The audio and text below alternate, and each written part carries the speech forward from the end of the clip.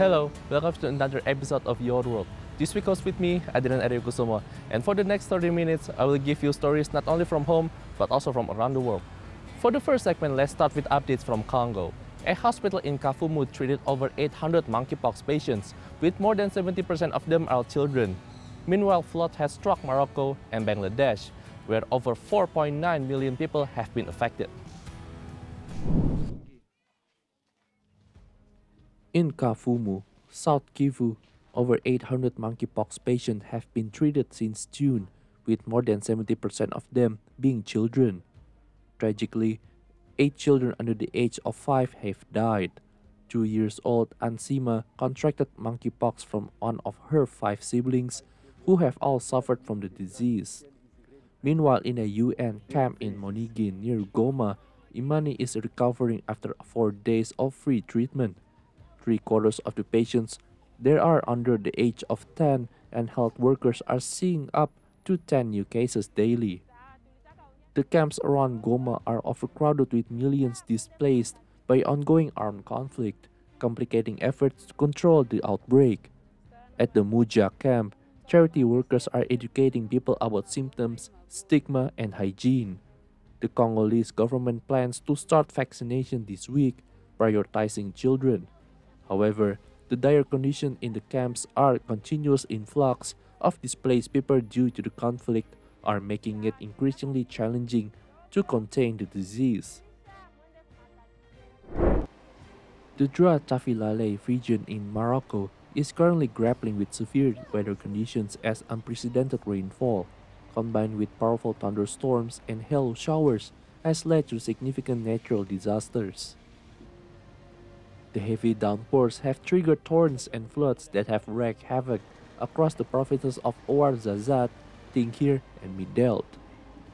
The deluge has not only closed many vital roads, but also swept away cars and vehicles, leaving several areas, especially remote villages and oases, isolated in dire need of assistance. Residents express gratitude for the much-needed rain, but are also confronting the challenges posed by the extensive damage to the infrastructure and the threat to their livelihoods. Emergency services are stretched thin as they work to restore access and provide aid to those affected in this increasingly dire situation.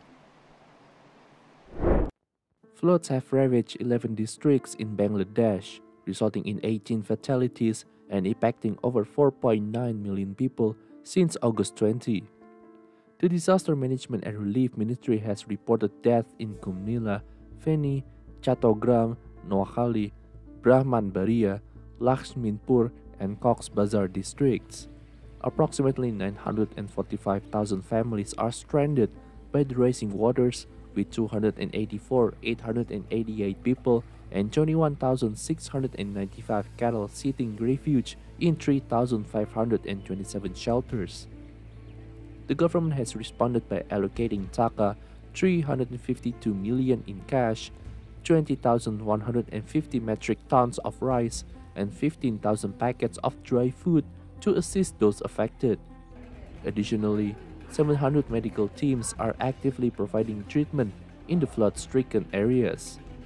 Rescue operations are underway with coordinated efforts from the Navy, Army, Coast Guards, Border Guard Bangladesh or BGB, Fire Service, and community volunteers. All are working under the guidance of district administrations. As the floodwaters continues to rise, these efforts aim to provide relief and support for the millions of people displaced by the disaster. China, the leading global investor in clean energy, has launched an expansive solar panel project in Inner Mongolia's Kubuchi Desert, stretching 400 kilometers and averaging 5 kilometers in width, with solar-grade wall which generate clean energy for over 300,000 people annually. The project already at 3 gigawatts, planned to expand by 16 gigawatts by 2025, with energy transmitted via ultra-high voltage power lines. Besides providing electricity, the panel help protect the Yellow River from desert sand and foster local vegetation and livestock, reducing groundwater evaporation by 20 until 30%. Manufactured at Longyi, green energy advanced Jiangxing facility. The panels are produced rapidly and will provide power for 25 until 30 years. This initiative underscores China's commitment to affordable global green energy solution with significant exports supporting the worldwide transition to sustainable energy.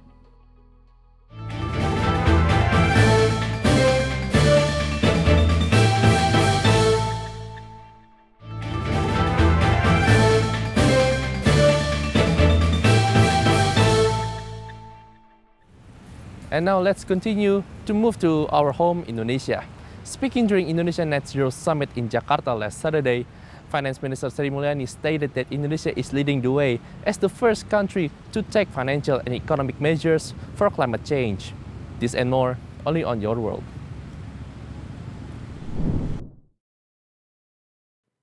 Heavy rainfall in Ternate City, North Maluku Province on Sunday at 3:30 local time triggered a flash flood in Rua Village, Ternate Island District. The disaster has resulted in 13 deaths, 2 injuries, and the number of affected individuals is still being recorded. According to reports received by the National Disaster Management Agency, the flood also caused material damage, with 10 heavily damaged houses. Efforts to manage the disaster are ongoing. The quick reaction team of the Ternate City BPBD, along with related agencies, has been deployed for victim evacuation and rapid assessment of the disaster's impact. The North Maluku Provincial BPBD has also coordinated with the Ternate City BPBD to expedite field response. Urgent needs at the affected location include refugee tents, light towers, blankets, mats, tarpaulins, foldable mattresses, and basic food supplies. Teams on the ground are also conducting further data collection to determine the extent of the impact and damage. The Meteorological, Climatological, and Geophysical Agency predicts that the potential for heavy rainfall may continue in Ternate City and surrounding areas over the coming days. The public is advised to remain vigilant and follow directions from authorities regarding the potential for further flooding.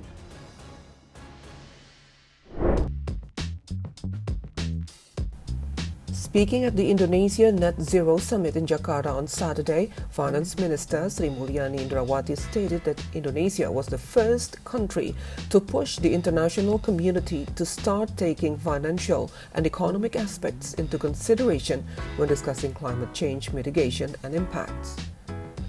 She highlighted that there were no finance ministers engaging in climate change conversations before Indonesia hosted the 13th Conference of the Parties, or COP, to the UN Framework Convention on Climate Change in Bali in 2007. Minister Sri Mulyani noted that a severe global financial crisis broke out the same year, which led finance ministers to think that discussing climate change issues could make things even more complicated then. She also made efforts to bring her international counterparts together to discuss climate change issues at the COP meeting, whose previous editions were dominated by environment ministers.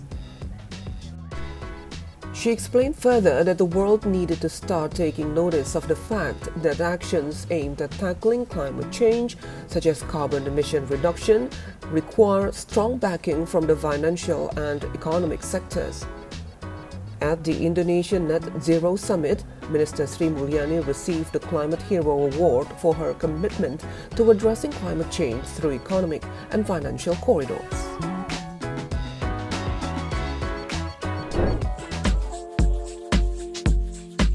Ahead of the second Indonesia-Africa Forum, or IAF, in Bali from September 1st to 3rd this year, Rwandan Ambassador to Indonesia, Sheikh Abdul Karim Harelimana, expects that some other Memorandum of Understanding, or MOU, will be signed, especially between the Private Sector Federation, or PSF, with Indonesian Chamber of Commerce and Industry, or KADIN. Regarding to the planned cooperation between the two organizations, he said that a PSF delegation will come to Indonesia to sign the Memorandum of Understanding with KADIN on the sidelines of the IAF event series. Besides the agreements that Rwanda will pursue during the Forum series, in the future, Harelimana is hoping to secure greater cooperation between the two countries, including in the field of education and academics and student exchanges.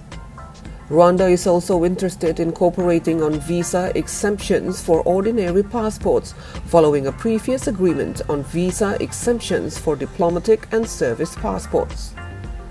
In addition, it is considering the possibility of cooperating in the field of defense industry, agriculture, culture, mining, and technology innovation, as well as artificial intelligence. With the theme of Bandung Spirit for Africa's Agenda 2063, the second Indonesia-Africa Forum is expected to lay the foundation for building cooperation between Indonesia and African countries in the future.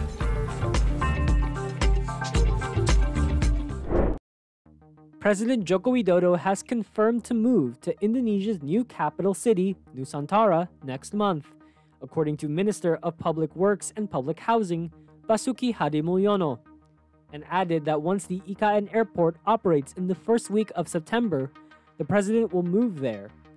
The minister added that he will check the progress of the airport runway this week. Currently, the construction of the runway has reached 1,100 meters of the temporary target of 2,200 meters. According to him, the IKN airport is targeted to start operations in the first week of September. Based on previous information, the IKN Nusantara Authority said that the first wave of civil servant relocation to IKN will likely start in September.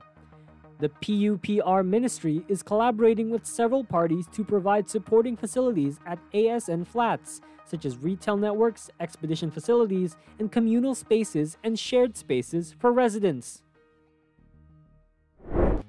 Head of Youth and Sports Department in Aceh, M. Nasir Shamaun, said on Saturday that Minister of Youth and Sports, Dito Aryotejo, has set the opening of the 21st National Sports Week on September 9 in Banda Aceh at 7 p.m. Western Indonesia time at Harapan Bangsa Stadium, Banda Aceh. Meanwhile, the closing ceremony is scheduled on Friday, September 20th. Nasir said President Joko Widodo is expected to attend the national sports event. The organizer of the 21st National Sports Week has also coordinated with various related parties to ensure that all preparations for the opening ceremony proceed smoothly and become a historic moment in Indonesia's sports sector.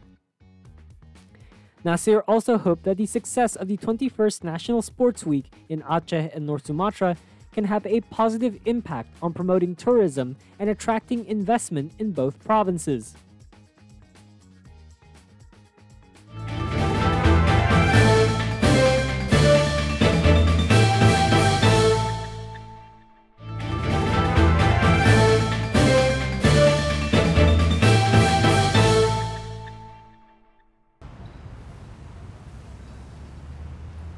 And now let's continue for more stories from around the world. A Barbie-branded phone has launched in the UK and also Europe to help young people to take breaks from their smartphones. Meanwhile, an exhibition in Bara offers a pet-friendly shuttle on weekends and also holiday. Let's have a look. For countless years, Dongyang in East China's Zhejiang province has been dubbed the home of 100 crafts. Not least among these is the exquisite handicraft of bamboo weaving, an intangible cultural heritage of the country. Pursuing unique paths and tailoring approaches according to the changing times, inheritors of Dongyang bamboo weaving have succeeded in passing on priceless techniques for future generations to enjoy. He Kaishu, the eldest grandson of national-level bamboo weaving master He Fuli, who has been weaving bamboo for over 60 years, joined with the bamboo weaving workshop owned by the family after returning from his studies in Germany in 2015. He's brought a breath of fresh air to the bamboo weaving factory by integrating youthful and fashionable elements into the creations of woven bamboo works, all the while being sure to retain the essence of traditional bamboo weaving. Having been learning bamboo weaving since young and now being the mainstay of the bamboo weaving workshop, He Hongliang, elder son of He Fuli, was concerned about the market prospect of the He Kaishu. Thanks to a combination of painstaking workmanship, unremitting ingenuity, and enthusiasm for constant innovation, woven bamboo artworks from Dongyang are famed worldwide for the intricacy of the techniques deployed in their creation and their distinctive design.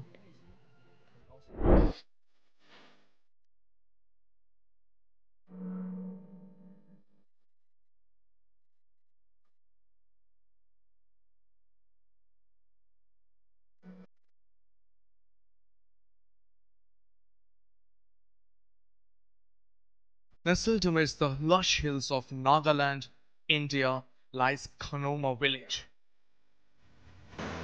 a place steeped in history, culture, and natural beauty.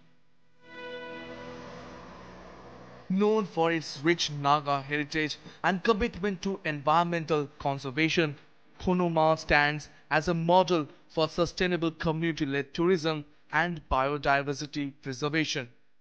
Nagaland is home to many indigenous villages, each with its own unique charm.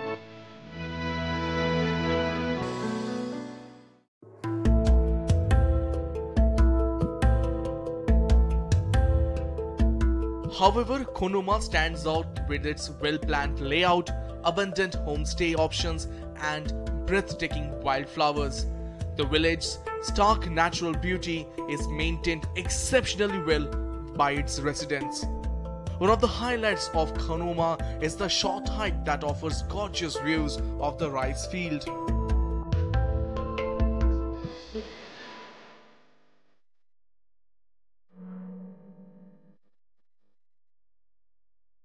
The village's rich historical background is evident in its traditional architecture with sturdy wooden houses and community meeting houses that showcases the artistic skills of the Naga people.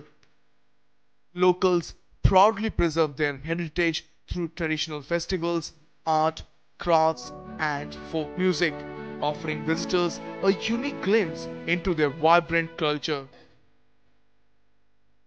The inhabitants have even built a mini museum with artifacts from World War II.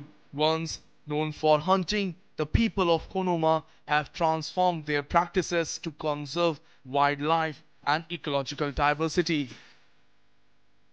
In 2005, the Tourism Ministry of India named Konoma as India's first green village. For centuries, Konoma has been following sustainable agricultural practices in tandem with their conservation plans. Konoma village is not just a place, it's an experience, a lesson in sustainable living. Tapush Bhattacharya's report, TD India.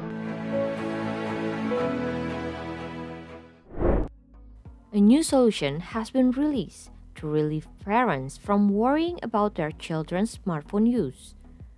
The Barbie branded phone has launched in the UK and Europe, with its makers arguing that it should help young people take a break from their smartphones. It is a very pink and fundamentally very basic device, with no front camera, only one game, and very limited access to the internet.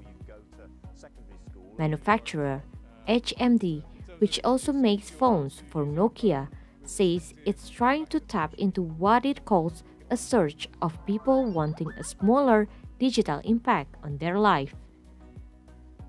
But others say that would be better achieved by teaching people how to use their devices in a healthier and more controlled way. Lars Silberborg, a senior executive at HMD, says his firm is trying to keep up with trends that suggest action should be taken to limit smartphone use. The phone has launch price of £99 in the UK, twice what you would pay for a non-branded Nokia feature phone. There are plenty of other phones on the market that offer the same limited functionality, but without any kind of big corporate tie-in. For like furry friends in Macau can now have the opportunity to experience taking the bus with their beloved humans. As part of a promotional campaign for the Matsui's the Dog exhibition that is taking place at the Navy Yard No. 1 in Barra until October 31st. The organizers of the exhibition has launched a free pet-friendly shuttle bus service for visitors who wish to bring along their fur kids. The shuttle bus operating every weekend and public holidays during the exhibition period. Some residents who took the bus with their pets say it was a novel experience and hopes there can be more routes in the future. The exhibition showcases the works of acclaimed Japanese illustrator Matsui, renowned for his heartwarming portrayals. It is also Matsui's first overseas solo exhibition. Besides his display, there are also DIY workshops. And at the Navy Yard No. 2 nearby, there is a pet-friendly cafe and pet store, along with a dog park in the open area where visitors can bring their beloved fur kids to roam freely. The organizer says some of the proceeds from the event will be donated to animal protection groups. They also hope to launch more activities promoting arts popularization. Some 100 corgi dogs took part in their third racing competition held on last Saturday in Vilnius. Watched by thousands on a sunny afternoon in the largest park of the Lithuanian capital, the four-leg runners showed their agility in the 50-meter race. This year, it was complemented by a solo sprint competition and a quirky outfit contest. 14 heats, semi-final, and the grand final were preceded by a family photo of Welsh Bamboo and Cardigan corgis and their owners who came from the 3 Baltic states and Poland. One of the organizers, Edvinas Miskas, said that he came up with the idea during the pandemic when both he and his friend brought 2 playful dogs and decided to spread the joy. From the handful participants in the first competition in 2020, the event has been constantly growing in popularity. Miskas, who seeks to make Vilnius the European capital of corgis, says that the beloved dogs of the late Queen Elizabeth are more agile than commonly thought, as they were bred for herding cattle.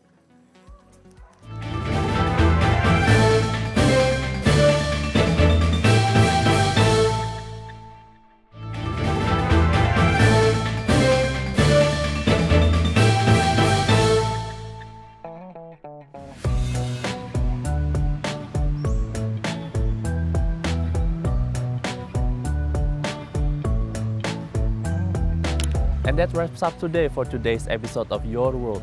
I'm Adrian Aryokusumo. Thanks for watching and see you next week.